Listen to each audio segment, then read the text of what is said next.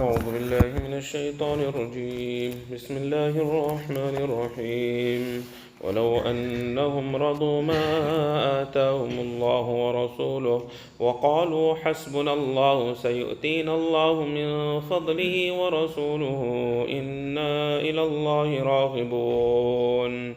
In the previous verse, Allah Tabaraka wa Ta'ala had made mention of the munafiqeen. And the munafiqeen, some of them, they mocked at Nabi Kareem sallallahu alayhi wasallam in regards to the sadaqah and the charity. And we mentioned in regards to a munafiq, Dhul Khuwaisara, that how he told Nabi Kareem sallallahu alayhi wasallam when he was distributing charity, that be just in this matter.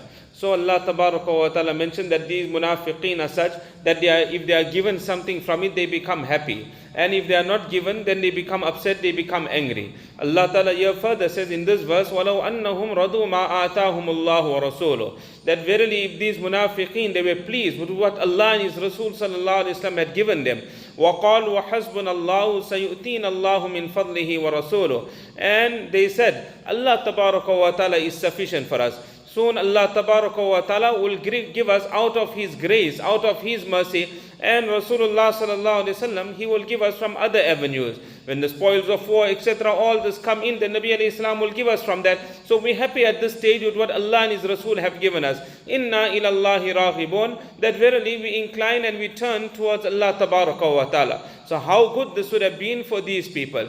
Thereafter Allah Tabaraka wa Ta'ala in the next verse, Allah Ta'ala mentions who are the correct recipients of zakat. إِنَّمَا الصَّدَقَاتُ لِلْفُقَرَاءِ وَالْمَسَاكِينَ. Allah Ta'ala mentioned that sadaqah, referring to zakat, is only lil-fuqara, for the fuqara and the masakeen.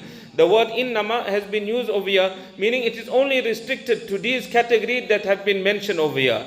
And the lam that has come, the letter lam on fuqara, here there's difference of opinion between Imam Shafi rahmatullahi alayh and Imam Abu Hanifa rahmatullahi alayh. Imam Shafi rahmatullahi alayh says lil fuqara, the lam comes here for tamlik, that for the ownership of the fuqara. And Imam Abu Hanifa rahmatullahi alayh says that the lam is for istihqaq, that who is eligible for zakat, who is worthy of accepting zakat, it is the fuqara. Now what is the difference between a faqir and a miskin? There's a difference between the two. A faqir is that poor person that doesn't beg from any person. And a miskin is that person that begs from other people. So in terms of discharging zakat, it doesn't really make a difference. Whether a man is begging and asking for zakat or a person doesn't beg and ask for zakat, it doesn't really make a difference. Long as a person doesn't have the nisab, that person he qualifies for zakat. Another explanation that has been given in regards to fuqara and masakeen, a faqir is that person that doesn't even have that amount of money by which he can fulfill his necessity, but he has less than even half that money. For example, he needs 100 rand to fulfill his needs, but he's only got 20 rand to fulfill his needs. So he is a poor person that can take zakat. And a miskin is that person, he's got money, but he doesn't have the nisab. But he also is short, he cannot fulfill his necessity. So he needs 100 rand, but he's got 70 rand. So that's the difference between a faqir and a miskin. Both qualify as recipients of zakat. So here Allah Ta'ala says that zakat is for the fuqara wal masakin, for the poor and for the destitute. Wal amilina alayha, and those that have been appointed to collect zakat. Generally in the time of Nabi Kareem sallallahu alayhi wasallam, there were those people that had dedicated their life, they would go out to collect zakat. So either those that went out to collect zakat, those that would record the transaction, all these people, they will be given a certain amount from the zakat funds to fulfill their needs. Now in today's times also, you get those people that go around collecting zakat.